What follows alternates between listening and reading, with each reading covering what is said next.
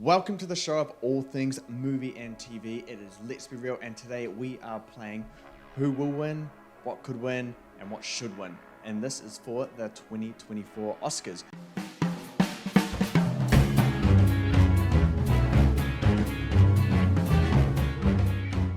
I'm James, that's Nan, and we're coming to you from Australia and New Zealand. And so we are probably just going to jump right into things. But before we do, we want to hear from you guys.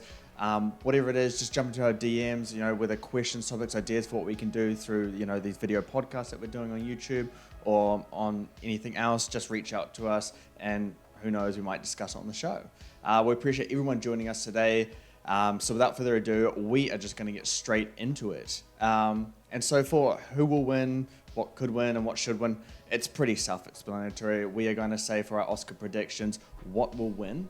And we're going to say, and that's just based on, who's winning what and all those kind of trends. Then we're going to be talking about who could win. That's kind of like, a dark horse, a surprise upset, all that kind of stuff.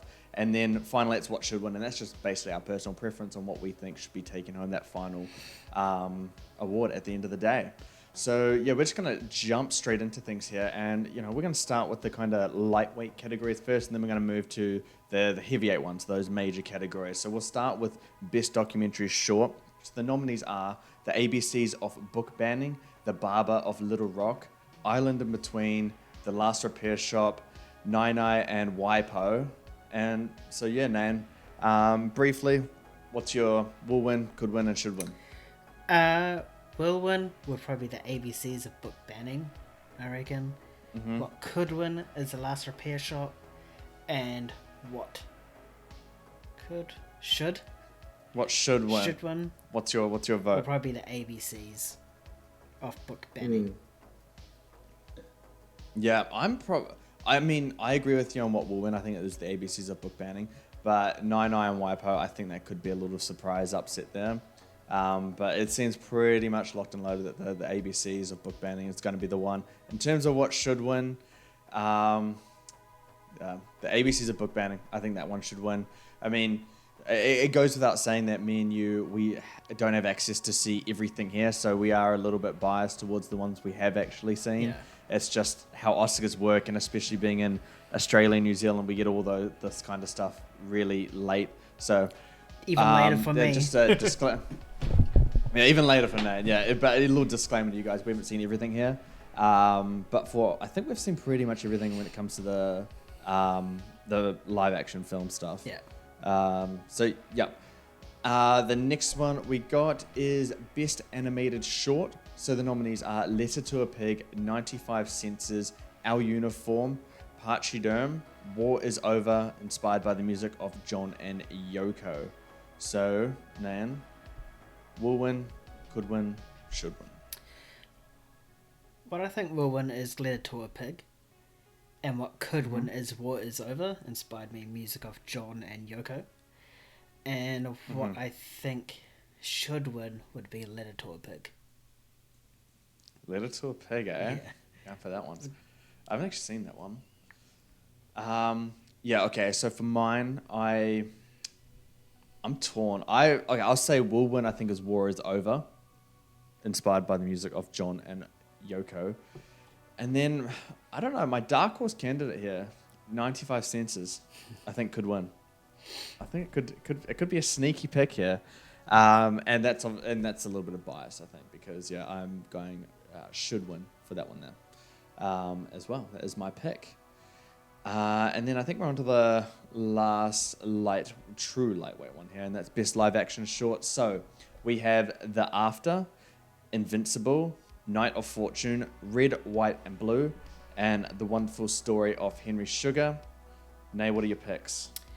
What will win and should win, I'm going to bunch these up together, is The Wonderful Story of Henry Sugar. I mean, it's Wes Anderson, you can't really go wrong with him.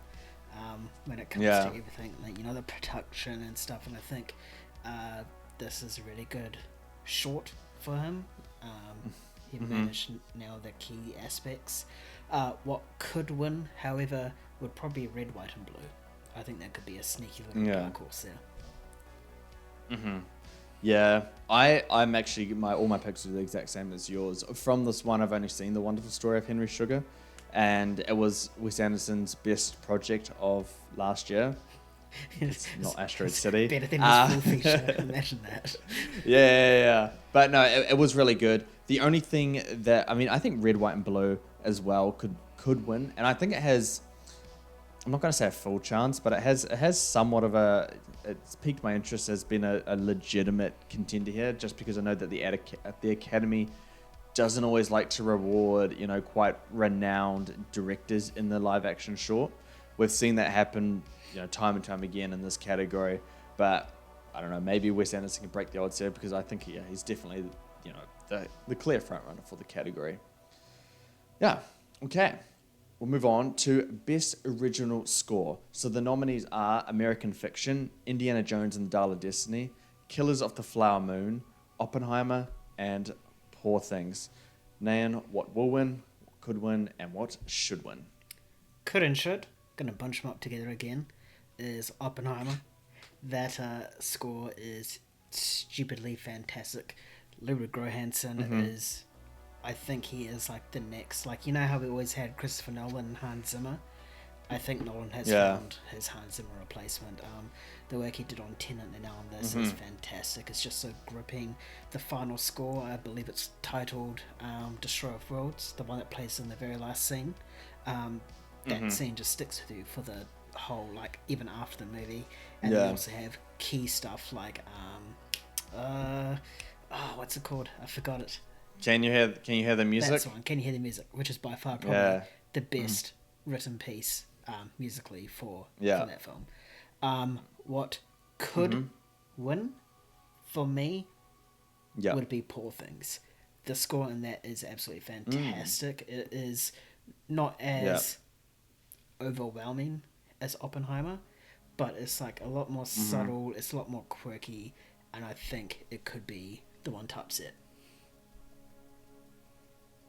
Yeah, I'm not gonna have the same ones as you, but for what will win, I think it's Oppenheimer. Like, it's destroyed most in its path. I think there's some other ones here and there, but I think Oppenheimer is the one that is clearly the front runner, and it's the start of the Oppenheimer sweep.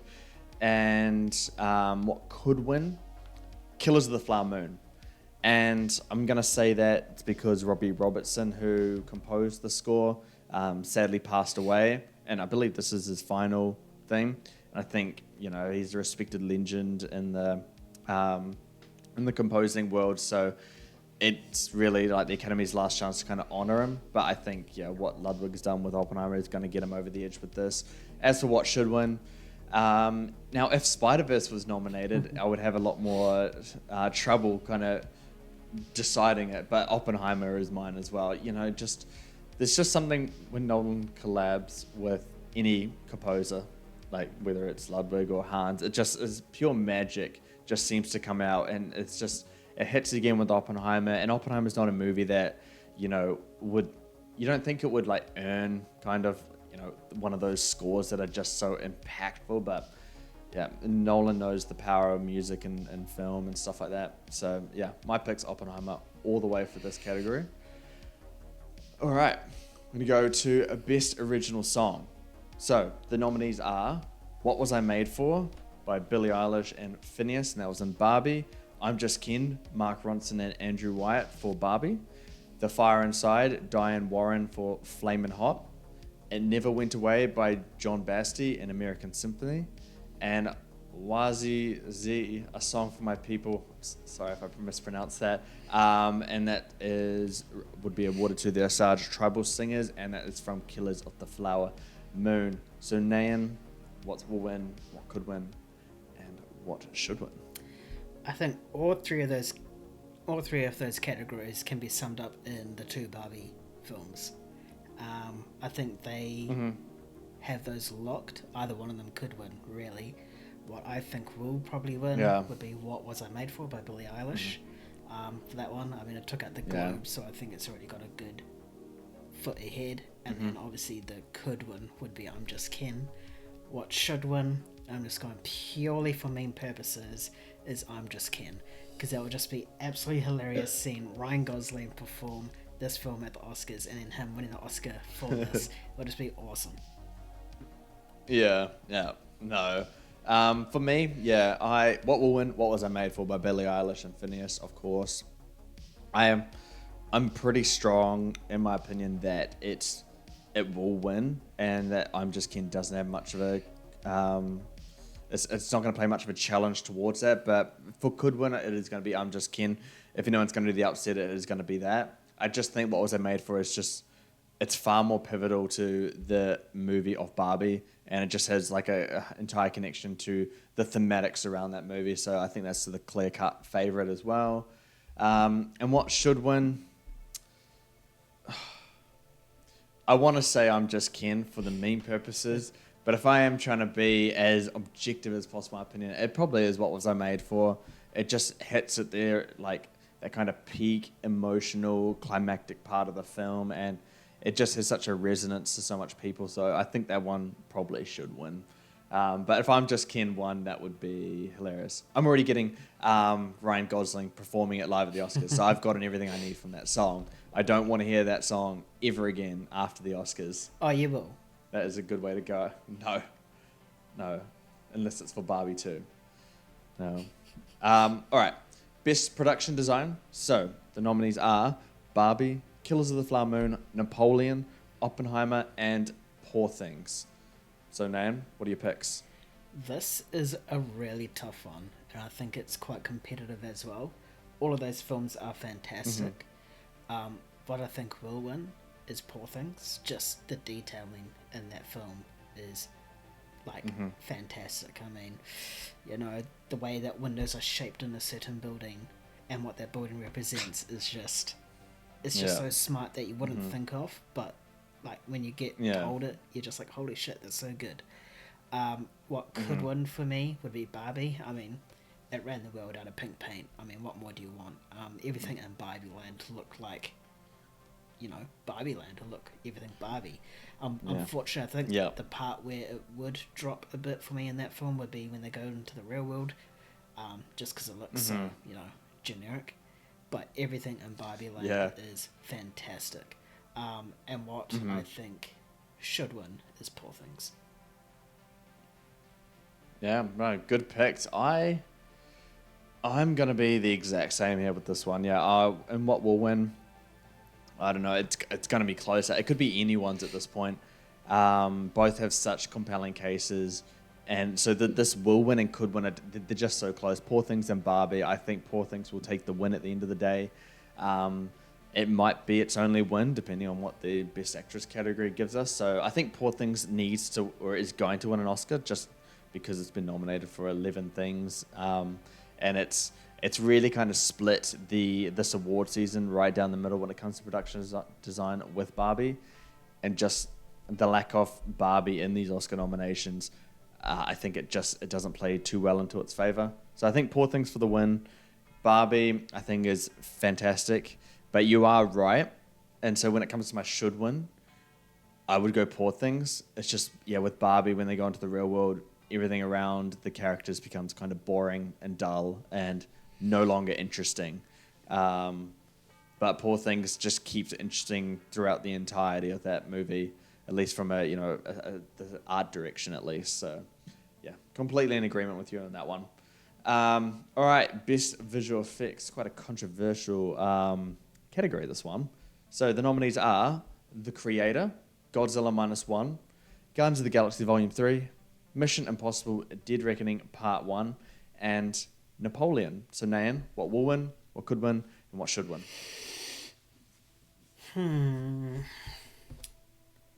What I think will win, and just based on the stats that we were given before and just the general hype for this film since it released, is Godzilla Minus One. I think the fact... Are you going that will win? I think that will win. I think, the fact that the rumored budget is $15 million and it looked like $100 million movie is insane. The director has come out and said that's not true, but then again, can you really trust what a director says nowadays? Yes. So I think that is my will win. What should win? no, what could win for me would be The Creator. That film Yep. is fantastic. You know, the blending of the AI and the human elements on the faces is so good, and even that massive as ship that drops a beam was fantastic as well. Yeah. But what I think should win is Guardians of the Galaxy Volume 3. Yes, it's... Oh, shit. I thought you were a creator boy. I was a creator boy, but then I really took a long, hard think about it, and it's really even. It's like this for me, you know. See. Yeah. Right up there. Either one could win. Uh-huh. But I just think the detailing of the animals, you know, not just Rocket Raccoon, but the otters, the walruses, and the bunnies, is fantastic. Along with the general visual effects as well. I think Guardians of the Galaxies definitely should get a nod for this. Damn, I didn't think you were going to do that for your should win. You've been a creator supporter, switching at the last minute there. Oh, okay, what will win? Oh, I mean, I'll just say it straight up front. Godzilla Minus One doesn't deserve to win at all. Like, everyone loves the visual effects because of that rumored budget. Yeah. If the visual effects were, or if the movie was budgeted, say, 150 million, people would be like, oh, yeah, it had decent visual effects. It would not be a top contender in this category. I am going to stick to my guns on that, and I'm going to think the creator is going to win just because of what they did on that movie. The lower budget than you would expect for a movie that looked like that. I think, what was it, like 100 million or? Yeah. Between 100 and 150, yeah. And it was shot on like this, not, you know, a commercial grade camera or something along those lines. So I think they did an astounding job VFX wise with the creator. I think the Academy will recognize that, and I think they'll reward that. And yeah, I don't see the Godzilla Minus One winning. And I'll double down on that. In terms of my could win, it is not Godzilla Minus One. It is Guardians of the Galaxy Volume 3. I'm not putting Godzilla Minus One on here. I love the movie, and the visual effects are fantastic. But yeah, Guardians of the Galaxy Volume 3, I don't know. They're not too kind to Marvel when it comes to VFX, but Guardians of the Galaxy 3 I think it could win. I think just because it's such a weak year, and that movie was, you know, absolutely fantastic on all fronts with VFX, and that's why it's my should win as well. I love Guardians of the Galaxy 3 in terms of the visual effects. I think I would say, yeah, it's the best one of the last year, but like you as well, it's neck and neck with the creator in terms of that, the quality of the visual effects. But yeah, just really good stuff. It's going to be a really interesting category. Man, if Godzilla Minus One wins, I'm gonna freak out live on our stream. All right, best sound. So the nominees for this one are The Creator, Maestro, Mission Impossible: Dead Reckoning Part 1, Oppenheimer, and The Zone of Interest. So Nayan, what will win, what could win, and what should win? This is a tough one. This is also a one where pretty much the top three could win. And the top three right now is Opie, Interest, and Maestro. But I think will win though is Oppenheimer.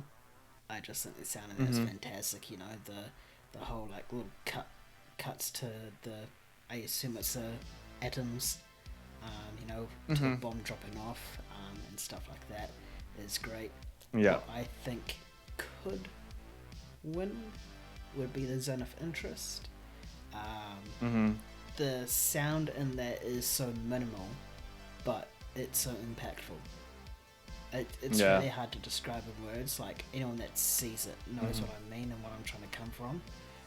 There's like barely any score or sound in that, but just the things that they do, you know, such as picking a can and putting it down, just, it's loud. Yeah. Yeah. And what I think should win, I'm going to go Zone of Interest. I think that should win. Oh, really? Yeah, I think that should win. Based on the reasonings. I like that. Reasonings I said before, you know, it's just so subtle and it doesn't take away from the experience of watching the film. You know, it accompanies what's happening on the screen. As with Oppenheimer, you know, you got the bomb dropping. Yes, it might be in silence for when you visually see it and then you hear it. But that hearing, you know, is overbearing and stuff like that. It's still fantastic. I'm not knocking it for sure, but yeah. Yeah. I'm gonna go Zone. I'm gonna go Zone. Game Zone, interesting, man. Man, dropping all these bombs on me right now. Very interesting. All right. For me, what will win? Yes, I think it is. I think it is Oppenheimer. No, I'm not going to say it's better than either one at this stage, but yeah, I think it is going to win, and I think it's part of the sweep.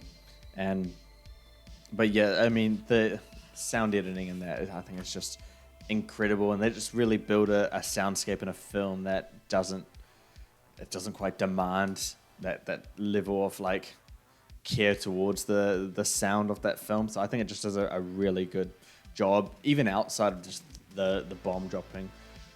Really good stuff there. What could win is the zone of interest for sure. I think that is, you perfectly described it there. It's very minimal, but it's so impactful when you hear it.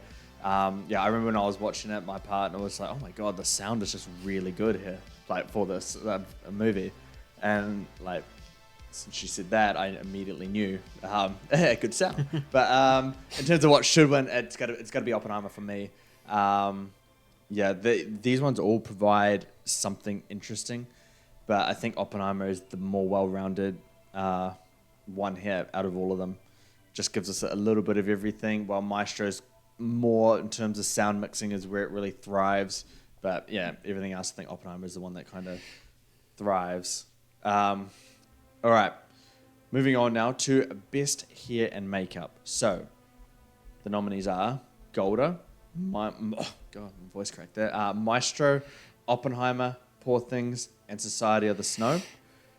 So Nan, what will win, what could win, and what should win? Will and should would be Maestro. The makeup and hairstyling that is just fantastic. You know, the prosthetics they did on Bradley Cooper is awesome. You know, like you see 3 generations worth of Leonard Bernstein all through makeup and prosthetics. You know, it's fantastic. I really hope it does win it, and I really hope it doesn't get snubbed, because this film definitely, if it's going to win an Oscar, it has to be this. Like that's the only thing it should win. This is it's a good movie, but this is its strongest suit of the movie, in my opinion. So I said that so you guys can come at me in the comments if you like and subscribe. What I think could win, probably Poor Things. I think the makeup and hairstyling is great in that. The way that Emma Stone's character, how we see her at the start and the end. She matures as a character, but also visually. You can see that maturity. Then you also have the prosthetics on Willem Dafoe's character, which is just you could barely tell that it looked like Willem Dafoe, you know. Yeah, so good. Yeah, those are my 2 picks. Yeah, interesting. Well, I'm gonna shake things up a little bit here. All right, so what will win for me? I'm going to lock in Poor Things as well. I think it's got this. Maestro, to me, it's just radio silence in terms of what it's winning in this category and other award ceremonies. So I'm going to give the nod to Poor Things here. I just think Poor Things has so much momentum behind it, just, you know, other categories and, you know, just overall buzz in general. So I am going to give this one to Poor Things to get the win here. Maestro is my could win. And everyone's really against Maestro. Everyone really hates Maestro right now. I don't know why, but I can kind of understand it. It just feels very Oscar baity. Oh, definitely. And yeah, everyone keeps criticizing Bradley Cooper for winning an Oscar so bad, and you can kind of see it, but it's a different story for a different day. But yeah, like he had a complete transformation. My only concern on why it won't win is because that he's not much of the movie is him in those prosthetics. It's really only kind of coming up to the end of the film and a little bit sprinkled in. Otherwise, yeah, Poor Things, I think it's just a consistent thing of where makeup and hairstyling actually flows through character development, and I think that's way more crucial to a movie than, you know, having, you know, 17 hours of prosthetics being applied to you every morning or whatever. And then what should win? I'm going to go Oppenheimer. Oy. I'm going to go Oppenheimer. What should win? I think everyone underrates it, or at least no one talks about it. I think it's much more subtle. It's, there's no like deformed face attachment, or Cillian Murphy doesn't look like he's 1,000 years old. But the way they do makeup to the entire core cast, it's really subtle, but you see them age throughout those things. Cillian's a lot younger at the start. You see him really progress, and I think it's subtle, but it's so effective because you buy into it so much and it's so believable. It's nothing really like extra, and I kind of just appreciate that because it just allowed me to really flow with the time era of that movie. I just knew, quite subtly that it was like way in the future and all that stuff. So that's honestly my pick. Poor Things a close second there, and then obviously Maestro would be somewhere around as well. All right, best costume design. So the nominees for this one are Barbie, Killers of the Flower Moon, Napoleon, Oppenheimer, and Poor Things. So Nayan, what will win, what could win, and what should win? This is one of those categories where it's just, just throw a dart and anyone is deserving of the Oscar, really. Pretty much, yeah.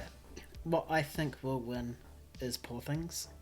I think the costume design is that, the whole steampunk sort of look set in like, 1800s, 1600s. Is fantastic in that. What could win? I am tossing up between a lot of movies right here. I'm going to go with Killers of the Flower Ooh. Moon. Hot take, I feel. It is, and that's why I picked it. I mean, I was tossing up between that and Barbie, but Barbie only works in Barbie Land, really, if you think about it. Otherwise, For costume design? For costume design, yeah. That's where the creative stuff happen. Creative costuming is, with the Barbies and the Kens, and then when they translate into the real world, it's just pink gear. That's about it. Pink. But with Killers of the Flower Moon, I think the costuming is quite underrated in this. It captures that sort of native aspect of the Native Americans so well. Just in terms of, the feathers and just the way that the patterns are on their shirts and pants and shoes and everything about that. So that would be my could win. And what should win is Poor Things for the reasons that I said and will. Yeah. Fair enough. This is a tough category for me. It's Barbie and Poor Things really battling it out for another one here. I'm gonna say what will win, and I'm gonna say that it is Barbie. I think Barbie has the edge on this one, just based on what I've been seeing throughout this award season, and I think Barbie needs a win in the Oscars, and it has to win somewhere. And I think this is where it's gonna get its. I think it's gonna get its one and only win right here in costume design. Song. Is set. Pardon? Oh yes, of course, song as well. Yeah. Okay, so 2 wins there. So yeah, this one and that. Poor Things, I think it could win, and it has a very strong chance of. I don't think it's a dark horse or an upset, but it's the the back, what do you call it? The next in line for this, and then what should win for this one? This one's a tough one. I think they're all really strong. Oppenheimer. Well, should win is our personal opinion on what we think should win. So you can say whatever movie you want should win, because it's your own opinion. No. I'm not going to lock that in just because it's a lot of suits. We'll say that. I might say should win. Sorry, I'm taking a while. I would say Killers of the Flower Moon. I keep tossing up between Killers of the Flower Moon and Poor Things, but Killers of the Flower Moon just has so much, historical accuracy and detail to these characters, and I think it just captures the era of its time. It captures the culture and the richness of history behind it far more than some of these other movies.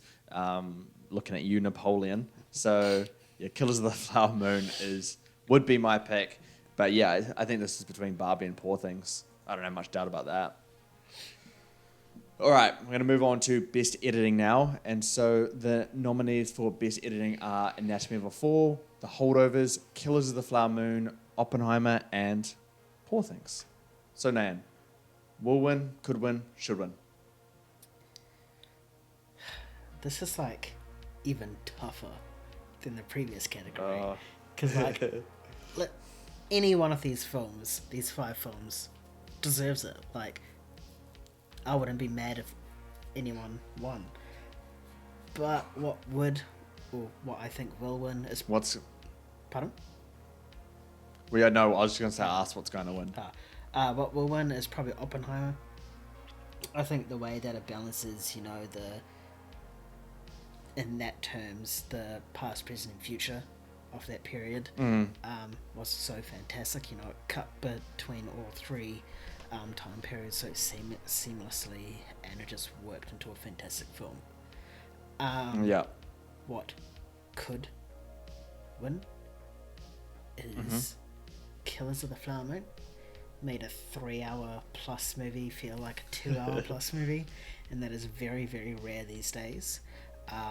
And it was just fantastically edited, mainly because of that reason. Just like every scene, like good pacing.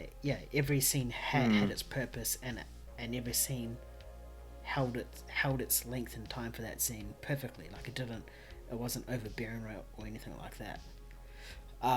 What should win? I'm gonna go Anatomy of a Fall here. I think that should. Oh, I think that spicy man today. I think that should win. I think that film is ridiculously and fantastically edited, and it should get a lot more recognition for it. I mean, it took this present time of the murder, and then it seamlessly went in between the future of the court cases and then went back. We had scenes where the main character, Sandra Huller's character, I forgot her name, but she had like a little flashback to an argument with the husband, but the flashback was triggered by something that she saw or did, and it was just nicely edited. The only downfall about the film was it probably should have ended probably about 5-10 minutes earlier than it should, but even then, anything after that was still fantastic. So, that's my dark. That's my one. Should win. That's the one that should win. Yeah, fair call. I am going to go. Yeah, will win. I think Oppenheimer will win. I think it's pretty clear in terms of the precursors this year. Oppenheimer kind of dominated in terms of editing, and I think it really does. It is deserving of that. Just you pretty much covered it in what you were saying before. Just merging all those kind of timelines together and making it all make sense to everyone who watched it. I think it's just really well done. It's balanced well. The pacing's good. 3 hours doesn't feel like 3 hours, and it made talking for pretty much 3 hours straight enjoyable. I think keeping people hooked that long with just dialogue, I think is a really hard thing to do. And Jennifer Lame, who edited the film, did a really good job. What could win? I think it's Anatomy of a Fall, and what should win? Anatomy of a Fall as well. I'm so glad you said Anatomy of a Fall should win. I love Oppie, of course, but Anatomy of a Fall in terms of editing, I think it was fantastic. I remember watching it. And, you're watching these court case drama movies a lot of the time, and you stick with the judgment, and then you're like, okay, yep, I think they did it, and then you see whether they did or not. But with Anatomy of a Fall, man, the editing's just so good because it would play the first scene. I'm like, oh, okay, yep, so she did it, and then it would carry on, and it's like, wait, no, and then it's like, wait, no, she might have, and then you're constantly guessing, and it edits it in a way that's just so good, and it's the editing with that movie just seamlessly complements the screenplay for it. They're both so intrinsically combined. It's just a perfect complement. So I think Anatomy of a Fall definitely deserves it. Even though I wouldn't be mad if Oppenheimer won it. So yeah, that's my pick. All right. get on to some big boys now. Best cinematography. So the nominees we have are El Conde, Killers of the Flower Moon, Maestro, Oppenheimer, and Poor Things. So Nan, will win, could win, should win. What do you got? What will win would be Oppenheimer. I think it's just been dominating pretty much all the precursors. It's been taking up majority of the big awards as well. So I think it's close to a lock as you'll get for this category. It's Oppenheimer. Yeah. What I think could win would probably be Poor Things. Just the cinematography in that is fantastic. You know, not only is it accompanied by like steampunk sort of visuals, but the cinematography in it is like pastel sort of stuff. It looks like someone just drew on crayon in the background and then just filmed on that and just worked. You're not a big fan of this, but I was the whole fishbowl lens shot. It's just overdone, man. It was, isn't it? I'm telling you. It was, but it's a shot that we don't see that often nowadays, and I think that is why I am so drawn to it, is because I can't even remember the last film that had that sort of... Just go to Yorgos Lanthimos' last movie and it'll be there. Yeah, so it's a unique style with this director, you know, similar to how, you know, you got lens flares with J.J. Abrams and, you know, stuff like that. Overdone, I'm telling you. What I think should win, though, is Poor Things. Exclude the fishbowl thing for my comments for that for James, but I think everything else just looks absolutely fantastic. You know, just the colouring, the lighting in that film, and just the visual and the cinematography sort of balance is great.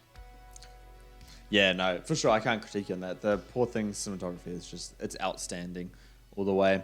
In terms of my picks, will win, it's Oppenheimer. Like, it's just been dominated in precursors, all the weird award ceremonies coming prior to the Oscars, it's in favor of Oppenheimer. So I think Oscars is just going to translate straight to that. In terms of what could win, yeah, Poor Things as well. I think it is the dark horse, the cheeky upset to really disrupt Oppenheimer. Although I don't think it stands much of a chance, but hey, it could win. Hence why we're naming it that. In terms of what should win, I don't think Killers of the Flower Moon. It's just such a like. You can just watch. You're just watching it, and you know it's from a really polished director, and it's so well done. But it's not as flashy as Poor Things in terms of, you know, the color or lighting, and is it as, you know, kind of grandiose or on a scale of Oppenheimer. But it's just really well done. It draws you into the atmosphere of the movie that's not as large as those movies or unique as those movies, and it's just. I think it's just so absorbing, and it's, you know, consistent in, you know, some of the highest quality for 3.5 hours. I think that's a really hard task to do. Killers of the Flower Moon gets my vote in terms of what should win. But I just want to flag something real quick, man. Is Killers of the Flower Moon gonna go home empty-handed? I think so. What can it win? I don't think it can win anything. I think it's just been such a stacked year. The fact that Leonardo DiCaprio didn't even get nominated for Best Actor is clearly, you know, it tells its story. But does that feel wrong that it gets nothing? Does it feel wrong? Like, it's a Martin Scorsese movie, man. The guy's 80-something years old. You gotta give him something. Yeah, but there are better movies. At the end of the day, the Oscars are and should be the best films of the year, which is 2023. And the fact that it's just been so competitive this year, there are other films that are better in it in the comedy, in the categories that it's been nominated for. So, yeah. And that's kind of true. I would only disagree with cinematography. I think it stands on top for that category. But yeah. It's a close second for a lot of these categories for me, at least. It's just an unlucky year, I think, for wrong timing. He should have delayed it and released it this year, because that would be the big boy this year. Or last year, could have taken on everything, everywhere, all at once. Yeah. All right, we'll move on now to Best Documentary Feature. and the Michael J. Fox one is not on here, even though that dominated Precursors. It won everything. I don't know if it was ineligible or not, but it just wasn't nominated for some reason. But anyway, the nominees for this one are Bobby Wine, The People's President, The Eternal Memory, Four Daughters, To Kill a Tiger, and 20 Days in Maripol. So Nan will win, could win, should win. What will win is 20 Days in Maripol. I think you said it how the Michael J. Fox documentary was dominating. 20 Days in Maripol was pretty much the runner-up in all those Precursors. Pretty much, yep. So, sorry, because it wasn't nominated, Michael J. Fox automatically goes to 20 Days. And that is obviously going to be the should win as well. What could win, I haven't seen anything else, so I'm just going to go Four Daughters.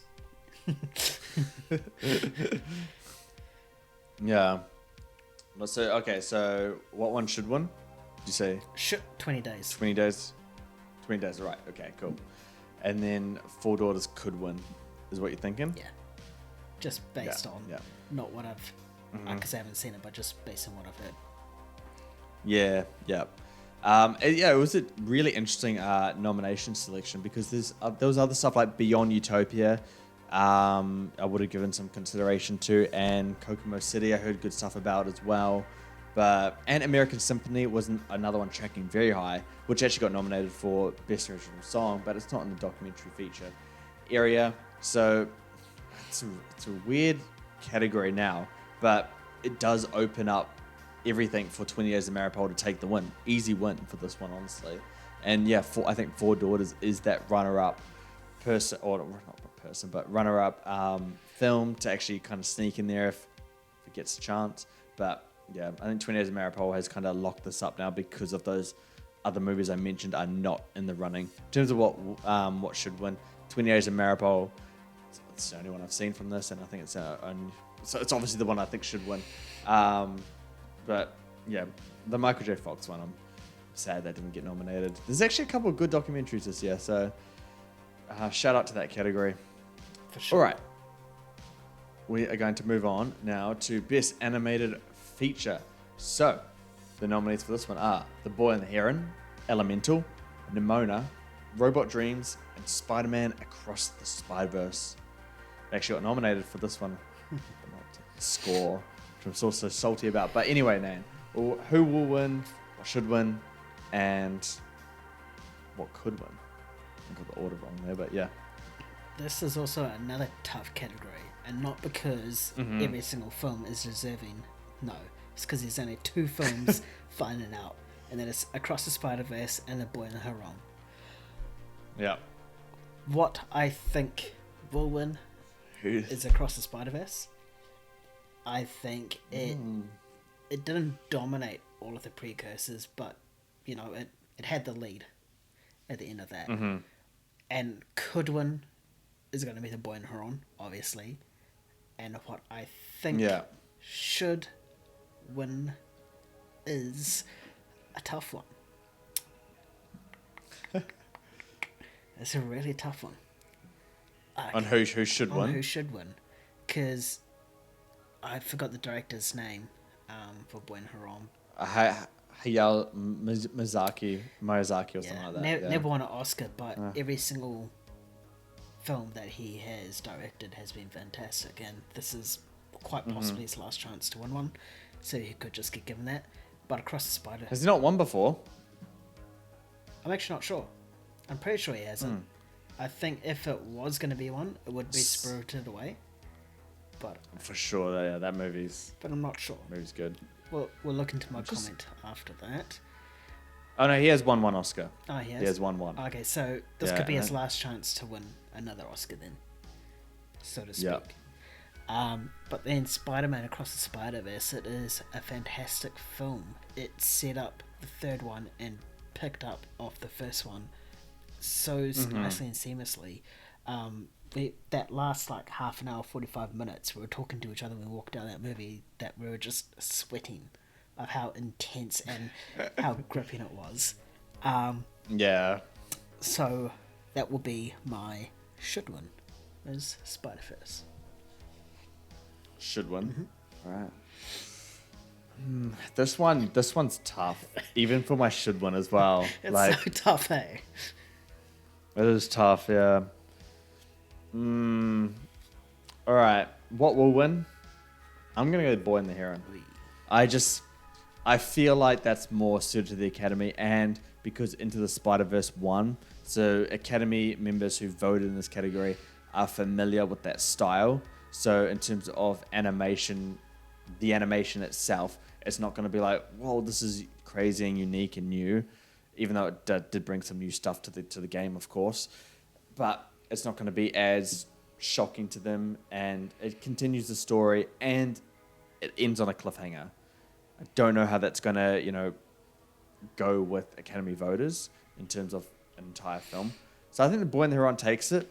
And, we saw it win the Golden Globe. We saw it win the BAFTA. I think it stands a really strong chance here.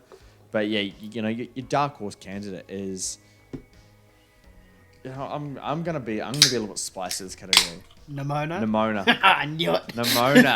Nimona is my could win. Obviously, I don't think it's like the runner-up or second in line kind of thing. But I do think that, if we are looking for a dark horse upset, I think Nimona could be the one to really shock everybody. Like if we're watching the live stream of it and Nimona wins, I think it would be very shocking. In terms of what should win, oh boy, that's hard. I mean, there's part of me that wants to say Elemental just because that shocked me, really deeply, because I had heard like it was so bad and it was so good. But I think me and you, our experience with Spider-Man Across the Spider-Verse, next level. There's something special about watching that film and the feeling you get while watching it. So that would be my should win, despite it being ending a cliffhanger. So yeah, all right. We're going to move on to the international side of things now. So Best International Feature. The nominees are Io Capitano by Italy, Perfect Days by Japan, Society of the Snow by Spain, The Teacher's Lounge by Germany, The Zone of Interest from the United Kingdom. And, we know this category. I've spoken about it constantly. People who don't really know how Oscars work they've been complaining about this category because Anatomy of Fall isn't there, Godzilla Minus One isn't there, Boy and the Heron, la-di-da. Countries can only submit one movie to be considered. France submitted The Taste of Things, and they also did Anatomy of a Fall. So France screwed this up by choosing a movie that was Anatomy of a Fall. Japan chose Perfect Days, not Godzilla Minus One or The Boy and the Heron. So that's why they're missing. And yeah, that's just how it works. So it's a stupid system. Me and Nayan have commented on it before, but that's why they aren't nominated. But Nayan will win, could win, should win. What are your picks? Will is Zone of Interest. It was the clear second runner-up to Anatomy of a Fall. And if you see that movie, anyone, it is actually fantastic, and it is the best film by far out of this whole list. What could win is probably Society of the Snow. I think they could potentially upset Zone of Interest, but I doubt it. And what should win is Anatomy of a Fall. Should have won it, should have been nominated, but it's not. But it hasn't been nominated. It's cheating. But it's not. So the should win is going to default to the Zone of Interest. But I'm just hammering that point towards the Frenchies that they stuffed up. That they messed up big time. Mine might be mine are the exact same of yours. Zone of Interest, I mean, it got nominated for Best Pictures and Best Director's been nominated for. It's clearly going to win this category. There's no doubt about that. If someone's going to surprise things, Society of the Snow, and what should win, it's Zone of Interest, It's clear-cut favourite. Yeah. There's not much debating with this one, unfortunately. It would have been a really great race if they had included the other stuff. It would have. Anatomy of a Fall, Boy and the Heron going against live-action stuff. I would love to have seen that. Can I just go on a little bit of a tangent here? Say if Anatomy of a Fall did get nominated and Heron got nominated as well, take out any two of your choice. Would your would, should still be the same? Oh, or how would your would, should be? What would win is Anatomy of a Fall. What could win? The Boy and the Heron. I think that could be a really interesting pick for that one. And then what should win? I would. Ooh, it's tough between all three actually.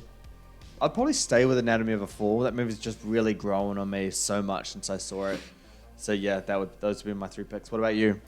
The same, except my would be Zone of Interest. Yeah. Interesting. Yeah, it's a more safer pick than mine, but I would just love to see Boy and the Heron get some kind of win. Okay, so best adapted screenplay. We get into the major categories now. So best adapted screenplay, we have Cord Jefferson for American Fiction, Greta Gerwig and Noah Baumbach for Barbie, Tony McNamara for Poor Things, Christopher Nolan for Oppenheimer, and Jonathan Glazer for The Zone of Interest. So Nan, will win, could win, should win. What are your picks? I think what will win is American Fiction. I think that was a fantastically written film. It's been getting some good buzz in previous in the precursors and previous awards. What could win is Oppenheimer.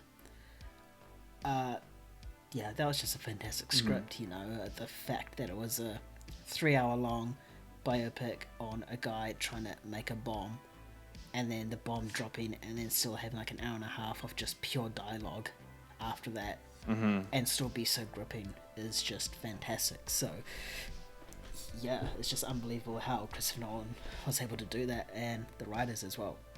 So that's a easy could win, and what should win for me is Oppenheimer for the reasons I just said. No, yeah, fair enough. This category, it had a major shake-up with Barbie being refused as an original screenplay by the Academy. And I think that's correct. Yeah, 100%. We've covered that. Barbie is clearly an adapted screenplay. So yeah, in terms of what I think will win, I'm with you on that one. I think it's American Fiction. I've tossed and I've turned. I've had sleepless nights about who will win this category. This might be the most this might be the most competitive category, I want to say.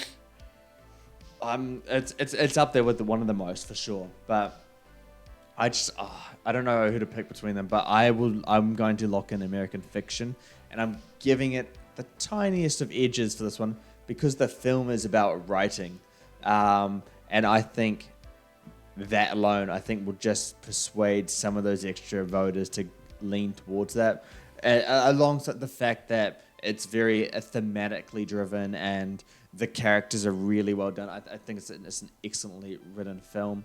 Oppenheimer stands a good chance. That's my could win.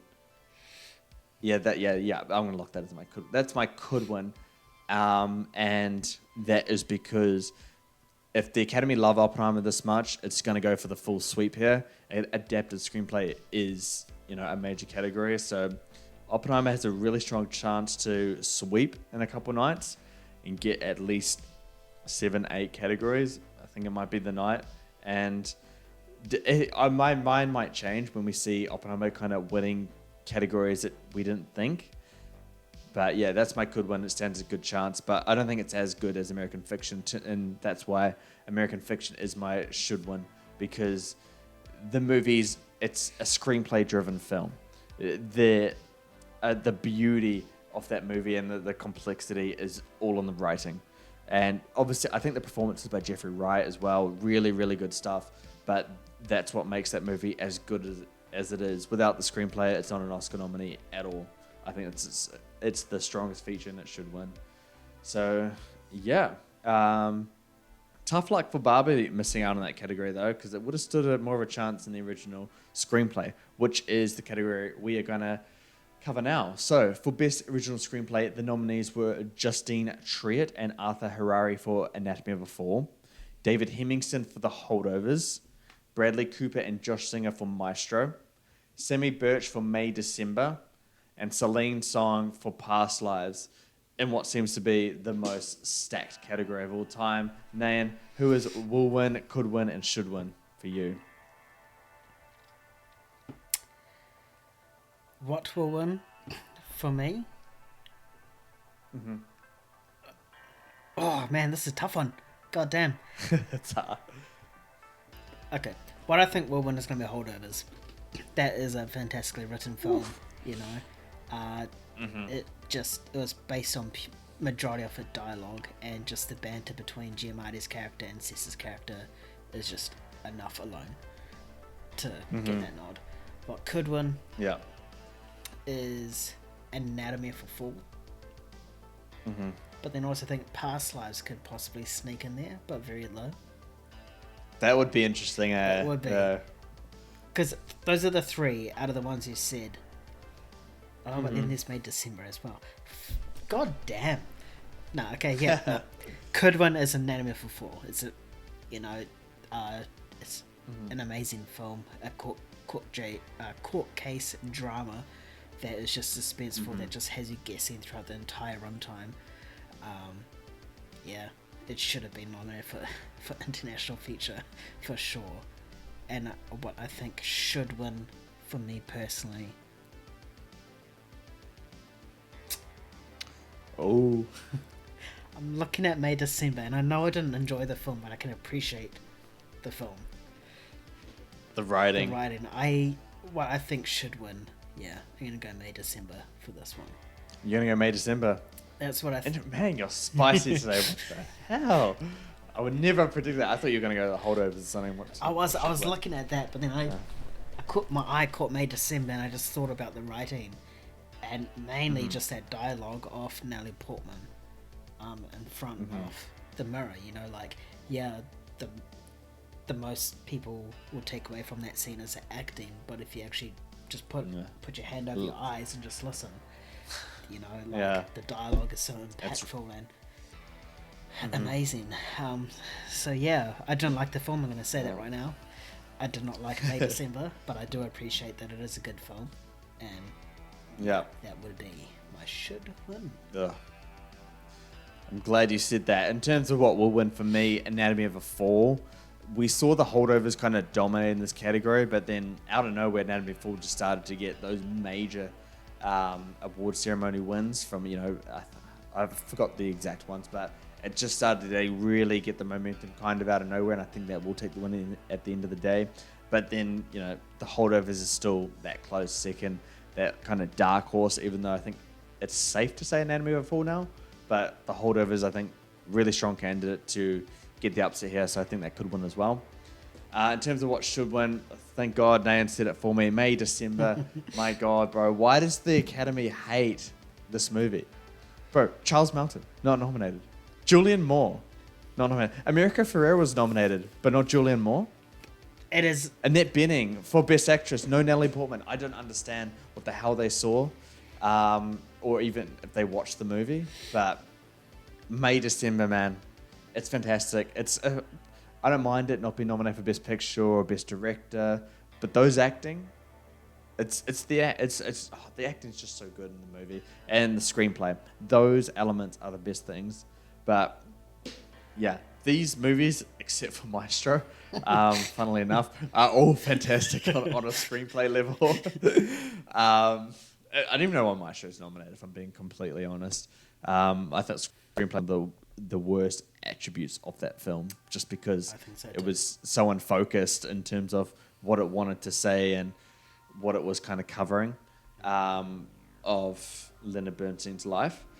But yeah, May, December would be my should win, but I mean, like all of those other ones there, except for Maestro again, are just so close. They're all so good. But yeah, my little heated rant about May, December not being included is over.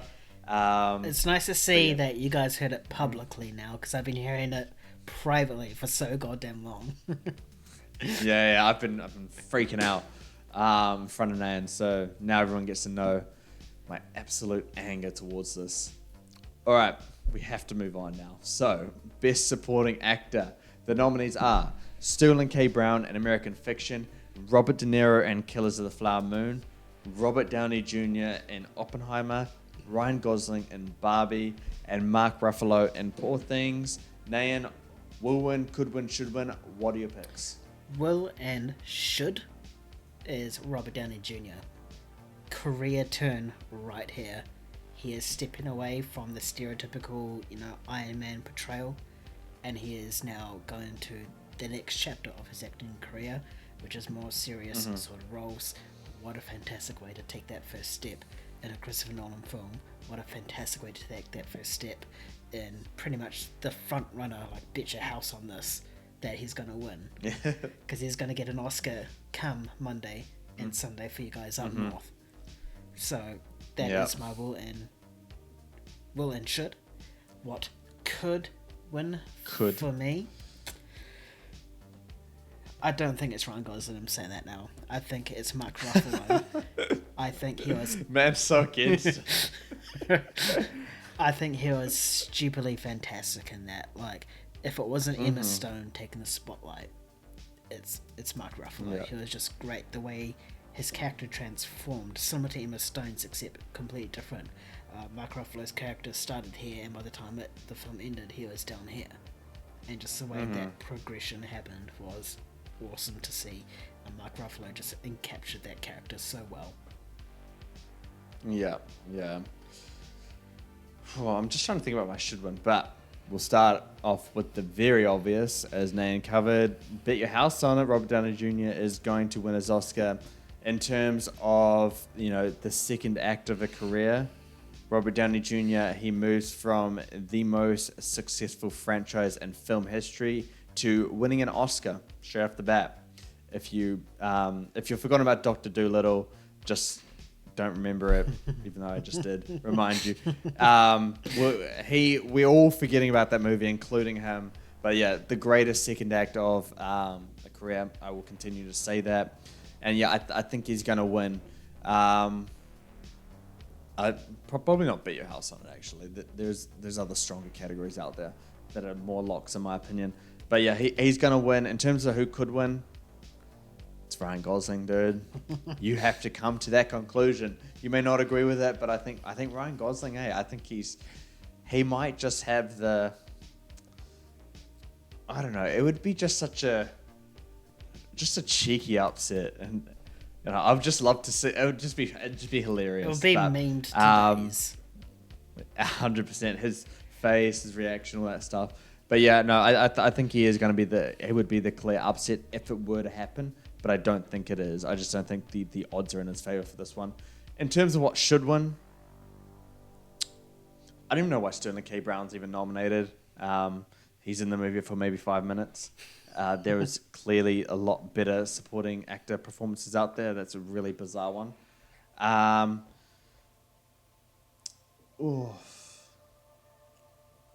See, my heart wants to say Robert Downey Jr., but my head wants to say Mark Ruffalo. What? But you know what they say, follow your heart. Robert Downey Jr., man. You gave me 10 years of good stuff as Iron Man. I'm happy to see you go. No, don't point to your head. You follow your logic. Not for the Oscars. You follow your heart for the Oscars. This isn't Yu-Gi-Oh! Hey, this is who I think should win. This is my subjective choice, mate. That's true. I'm going Robert Downey Jr. for this one. Who I think should win, it doesn't mean it's the best. I would actually probably say Mark Ruffalo is probably the better one for me, just because his character's so zany and eccentric and weird. I really love what Mark Ruffalo did. It was completely different from him, and we've seen that Louis Strauss character in movies before. I don't think Robert Downey Jr. did anything that we haven't seen from other actors. So I'm just trying to word that carefully, because Mark Ruffalo, I think, does something that's much more unique than what Robert Downey Jr. did. But what Robert Downey Jr. did was, it's like such a contrast, and I'm going to be punny here and say it's a really stark contrast to what he did in the MCU. That was a good pun. You got to give me that. But yeah, we haven't seen that side of Robert Downey Jr. in a long time, and yeah, I think he absolutely nails it. So He's my should win, but if Mark Ruffalo wins, I'm happy. If Ryan Gosling wins, I'm happy for a weird reason. And the other two, Robert De Niro and Sterling K. Brown, they're just cheerleaders at this point. All right, best supporting actress. Do we need to go into this one, Nan? We have to. We know who wins. This one is the most locked category of all time. But anyway, we're going to go through it. So the nominees are Emily Blunt for Oppenheimer, Danielle Brooks for The Color Purple, America Ferrera for Barbie, Jodie Foster for Nyad, and Davine Joy Randolph for The Holdovers. So Nan will win, could win, and should win.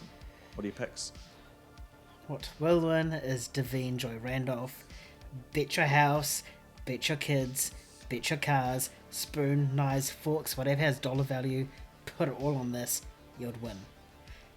Well, the odds wouldn't be very much in their favour now, right? That's why I said just bet everything you have and you might get, a couple bucks out of it. But if people had listened to us on, Spotify or wherever people get their podcast from months ago, they would have made a real profit from what's going to happen on Monday. Oh, 100%. They would have made good money. 100%.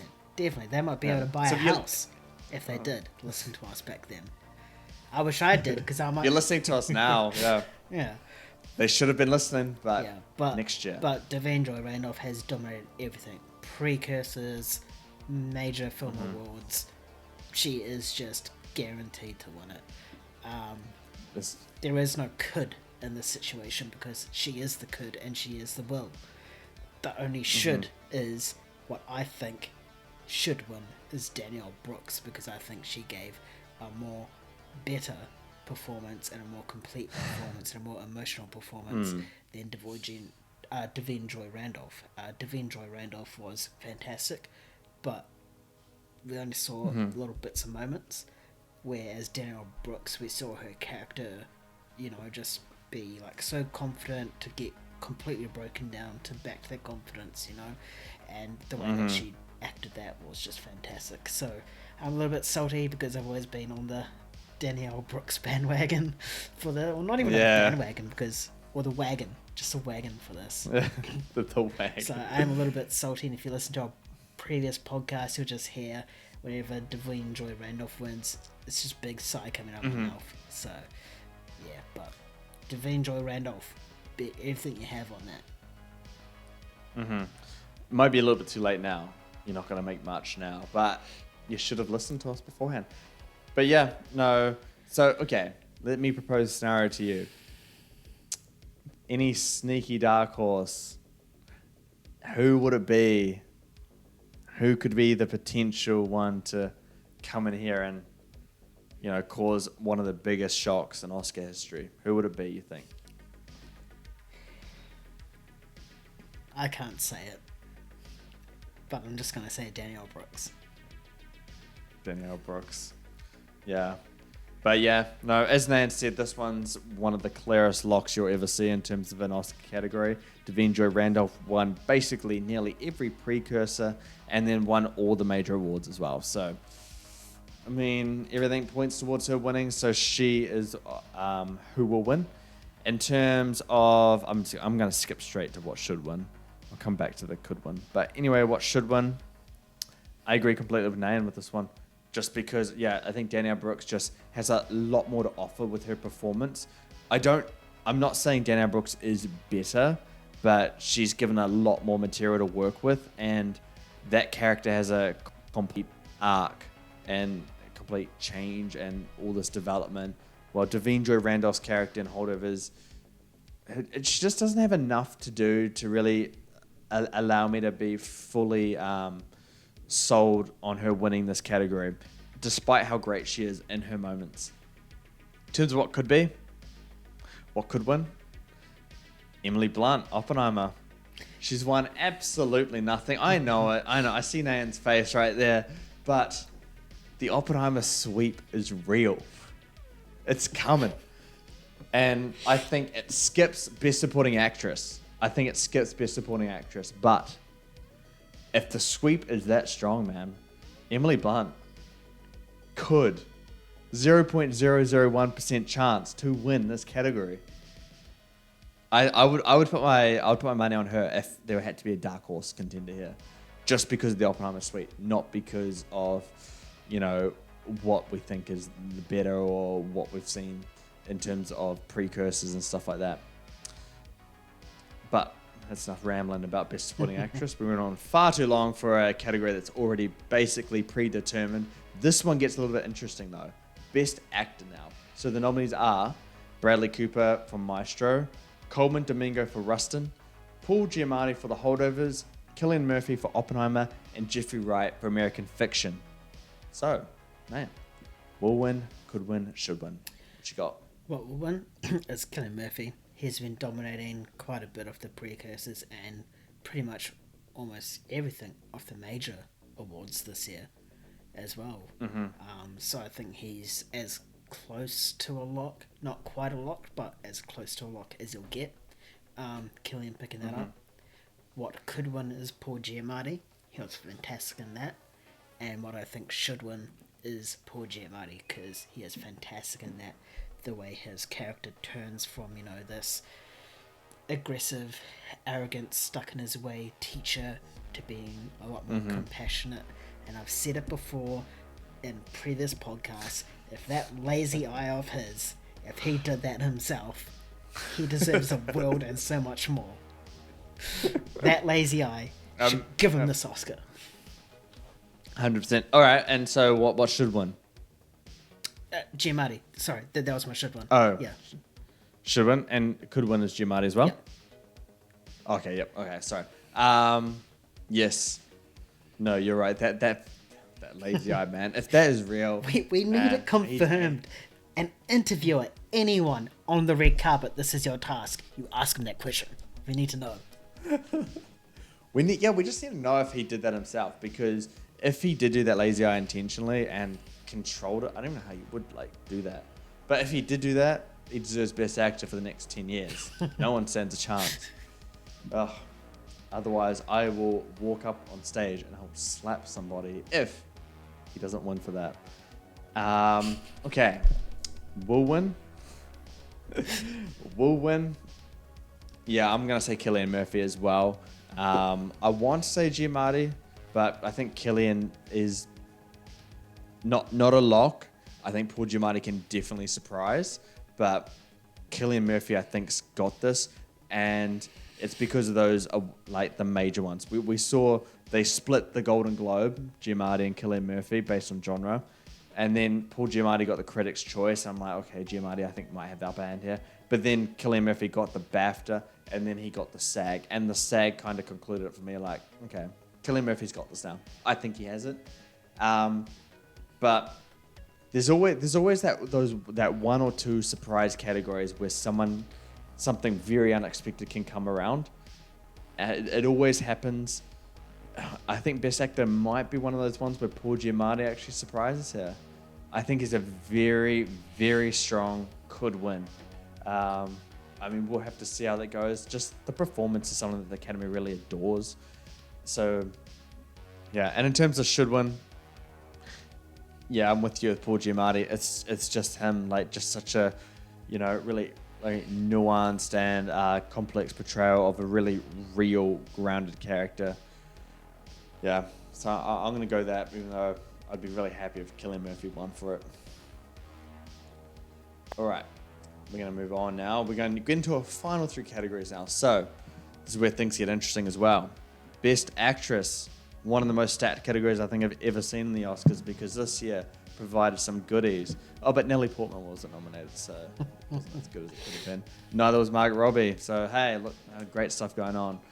All right, the nominees were Annette Bening in Nyad, Lily Gladstone in Killers of the Flower Moon, Sandra Hüller in Anatomy of a Fall, Carey Mulligan in Maestro, and Emma Stone in Poor Things. So, Nan, who will win, who should win, and who could win?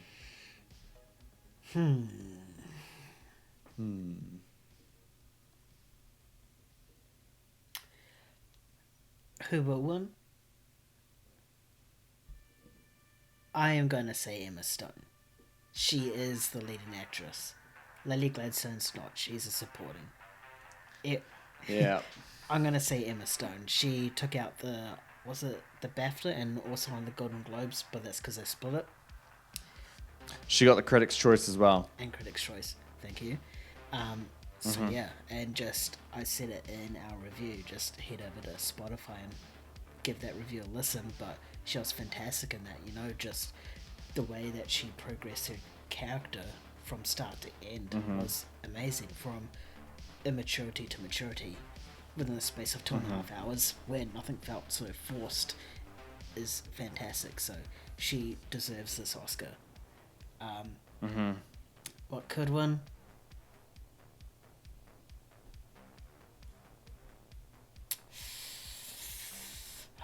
Lily Gladstone. What? I did want to say Sandra Hüller there, but then just the fact that Lily Gladstone was also picking up those precursors and other awards as well. I would have liked Sandra Hüller to get a bit more recognition, but I think Gladstone would be what could win, and she is fantastic in this film. Don't get me wrong, she's awesome in this. With every scene that she pretty much dominates. That final scene of her is just mesmerizing as well. Yeah. Should win Emma Stone. Reasons that I said before. I think she is more of a leading actress than Lily Gladstone in the film. So if Lily Gladstone won, I wouldn't be mad, but I would be low-key mad because it's more of a supporting in my eyes. Other people might have a different view, but for me, Emma Stone is the leading actress for 2023. Yeah, man. I am completely on board with what you said about Lily Gladstone and her role. She is not a leading actress. Like, when you think about leading actress, it's about, or any lead performance for that matter, it's when that main person puts the entire film on their back. Like, Cillian Murphy or Oppenheimer, it's on their back. Emma Stone, Sandra Hüller, Carey Mulligan. I mean, I didn't even know Carey Mulligan, so it was a complete leading. But, you know, Paul Giamatti, Jeffrey Wright, these are the actors front and center constantly.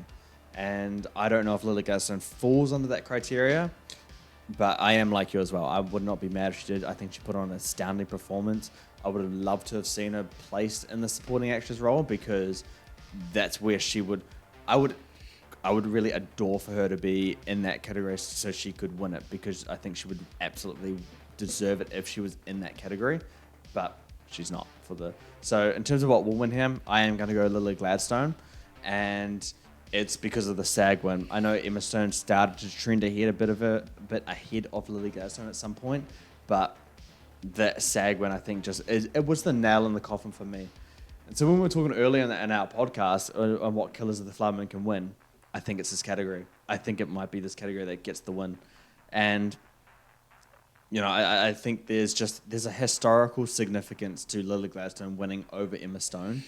And I think that will play a bit of a weight in this. But in terms of could win, you know, Emma Stone, like, don't like just dismiss her. She's right in this race. And it's been, you know, a 2-horse race for the entire award season so far. I'm really keen to see who actually wins on this. But yeah, I think it's going to be Lily Gladstone. Could win Emma Stone. And then what should win? It's Emma Stone, man. Like, oh, her performance just so good. She's so transformative in it. That growth and development of that character is just so organic. It's basically what you said. All right, we're going on now to the most anticipated category of the 2024 Oscars, and that is Best Director. All right, so the nominees are Christopher Nolan for Oppenheimer, Yorgos Lanthimos for Poor Things, Jonathan Glazer for The Zone of Interest, Justine Triet for Anatomy of a Fall, and Martin Scorsese for Killers of the Flower Moon. So Nan, will win, could win, should win, and think about your answers carefully, my friend. Think about your answers. Don't disappoint me. Nolan to get snubbed. Nah. Nah. What will and what should is Christopher Nolan for Oppenheimer. This is his best movie in his entire filmography, directorography. Yeah, whatever. Both apply. Yeah. Yep. Like, this is his magnum opus, as people were saying online. Just the fact that he made a 3-hour talky film that is color and black and white, just so engaging, almost hit $1 billion. Mid 90% Rotten Tomatoes. You know, almost one of his best reviewed films. It's just fantastic. He pushed the boundaries of literally pushed the boundaries of IMAX capabilities for this film. So he definitely deserves this. And if any one of his films deserves an Oscar, if it weren't for The Dark Knight, bias on my part, it would be this one. It would be this one for sure. He's pretty much loaded in to go. What could win though is Yorgos Lanthimos for Poor Things, because God, he could have given Christopher Nolan a run for his money, and I still think he could. I think he could potentially be the dark horse upset that the Oscars love to play on us. So if I had to pick one, it would be him. The others, I can't really see. I know Martin Scorsese's in that mix, but I think those top two that I said is probably the top two directors of 2023. Yeah, man, bang on the head. I've been saying this entire award season, I'm not going to get ahead of myself. I'm not going to get too excited that Christopher Nolan could finally win his first Oscar. I've been waiting for this for years. It's going to be really cool to see when it happens, because who will win? Christopher Nolan. It's his year, man. Everything, the stars are aligning for him. I think the movie was just everything coming together in the best way in terms of commercial success, box office success, the technical capabilities of the film, the writing, everything just came together that just really worked in his favor, and he's finally going to get the recognition he deserves as a director and to finally win Best Director. So, yeah, he's won everything so far in the precursors. He's trending miles and above everybody else. There's no competition here at this point. He's locked. He's nearly as much of a lock as Davine Joy Randolph, in my opinion. Nearly. Not saying that's the same. Could win. Yeah, I would agree with you on Yorgos Lanthimos, but I don't see a dark horse thing so far. Just watch me double down that Christopher Nolan's going to win and then he won't win. It's going to happen. Yeah, I got a little bit of a feeling now. So if he doesn't win, it's your fault. It is my fault. But remember, in the podcast, I said if he won Best Director, I will finish my drink on the spot. And that will be live. Yep. So I hope... Tune into the live stream. I hope he has a whole bottle of wine there to scull. No, I'm specifically not having wine because of that pledge that I made. Because I'm not going to scull wine. But yeah, should win Christopher Nolan. Obvious reasons, just go and check out our review for Oppenheimer and you'll know why. All right, we're getting on to the final and the most major category of the entire night, what the entire award season has been building towards, and that is Best Picture for 2023. So the nominees for this one are Past Lives, The Zone of Interest, Maestro, American Fiction, Killers of the Flower Moon, Anatomy of a Fall, Barbie, The Holdovers, Poor Things, and Oppenheimer. So Nan, who will win, who should win, and who could win? Who will win is Oppenheimer. It's just been dominating everything. It's like a boulder going down a hill. It's unstoppable at this point. Yeah. It's going to win. Yeah, it's a fantastic film. We've talked about it so much for the reasoning why throughout this podcast. What could win?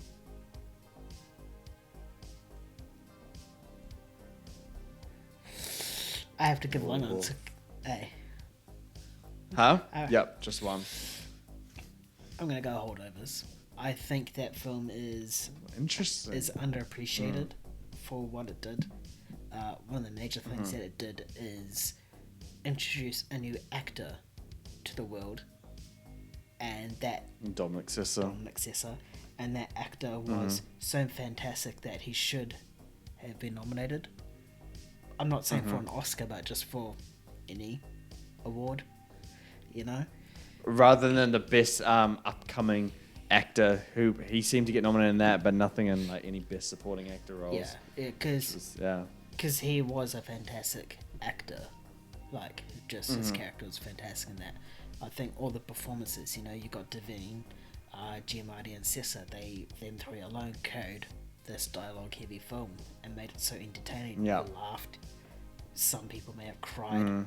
It was just entertaining, just, you know. That ending though, bro. That ending. It's sad. You know, just it gets you. Yeah, just going through all of the growth, just the main growth between Giamatti's character and Sessa's character. They both, how we saw them at the start and how we saw them at the end, were completely different. So it was awesome. And that's going to be my should win. That's what I think should win. What? Bro, The Holdovers should win Best Picture. I think so, for those reasons. I think the performances was fantastic, the script was fantastic, and don't get me wrong, I do think Oppenheimer is an awesome, awesome film, but I just think The Holdovers should get that Oscar. Oh man, they're spicy as hell today. What is going on? All right. I mean, we have our top 10 of 2023 coming soon. I'm very interested to see where The Holdovers stands now with you. Very intriguing. Plot twist All doesn't right, make it. That's going to be up next couple of weeks. Huh? Plot twist it doesn't make it. Oh, don't do that to me. You can't throw me around like that, man. I'm already on a roller coaster. All right. My picks, will win Oppenheimer. It's dominated everything so far. It's got a ton of buzz behind it. So many categories. It's front running. And so Best Picture is clearly in line for it. It won the PGA. I think it's won everything else in terms of Best Picture as well. What could win? I'm going to say Poor Things. It just had such a substantial amount of nominations as well. It is getting a ton of love. People really do love that movie, but I think it may be a little bit too edgy for the Academy. Just for all voters, I'll say, to really get any kind of momentum to get ahead of Oppenheimer. And in terms of what should win, I mean, when I think about Best Picture, there's only one movie a year that can get that. And at least the way I view it, it has to accomplish kind of everything. And I think that is Oppenheimer. It has to be astounding in every kind of metric of filmmaking. Whatever's the best one that does that, I think that is where you put your vote towards. And I think Oppenheimer does that. The Holdovers, sure, it's the writing's amazing, the acting's amazing, and the directing is really well done as well. But the technical side, there's not too much to say about that. Poor Things, I think that's why it's getting a ton of love as well, because the technical side of the filmmaking there is really great, and that's what Oppenheimer has as well. And same can be said with Killers of the Flower Moon. But I think in terms of the Best Picture, well-rounded in terms of all the aspects that are involved with it, Oppenheimer does it. And then you add on the little caveats and the cherries on top, like the $957 million at the box office. It brought people to the cinema, which is a very important thing right now. So yeah, I think it does completely deserve to be it. And it's gonna win. It's gonna win. I'm doubling down on it. So is that 2 drinks? I will be in. No. It's just Nolan. I mean, if I can't do 2 drinks. Can't do 2 drinks. So yeah, I am if you think not ready James should have 2 drinks, just comment and majority rules, and he will do it. All right. Fine. Only if people do that. But yeah, no, it's going to be interesting. Me and Nain are going to attempt to live stream. The whole video thing to us is very new, so hopefully we can get that right. If we can, we'll be up live streaming. Regardless, me and Nain will be on a video call, just watching the Oscars kind of together regardless. So if we can live stream, we will. And if not, then we were going to record something basically straight after Oscars. So on that day, just head to the YouTube channel. There will be something there dropping as soon as possible because we got to get our thoughts out. Yeah, but that is going to do it for us on today's episode of Let's Be Real. We hope you guys enjoyed our discussion as much as we did. Thank you so much for tuning in. Your support and engagement does mean a lot to us. But if you did like hearing from us, then be sure to subscribe to our YouTube. We are new to this, so we're keen for feedback. We're keen to see what you guys want to hear about from us about. And if you're listening to us through Facebook, we appreciate that as well. We do love getting the kind of engagement there too. So consider giving us a rating. And otherwise, you can find us on all the social media platforms. Twitter is probably where we're most active at the moment. TikTok and Instagram as well. So be sure to head off there. And before we head over, do you guys agree with our predictions? I mean, that's probably the most important thing. If not, comment your predictions down below, and then we'll see who is more right out of me, you, and Nan, because I'm keen to see that. I'm usually ahead in these things. So good luck beating me. But comment below and we'll see on come Monday. As always, you guys can head over to moviehands.com. We do box office, we do physical media, we do all that stuff over there. Otherwise, if you're too lazy to do that, just sign up to our weekly newsletter. Never miss a beat from us. Otherwise, that's us. Thanks again for joining us, everybody. We'll catch you next time. Keep bringing the hype. Peace. See you later, guys.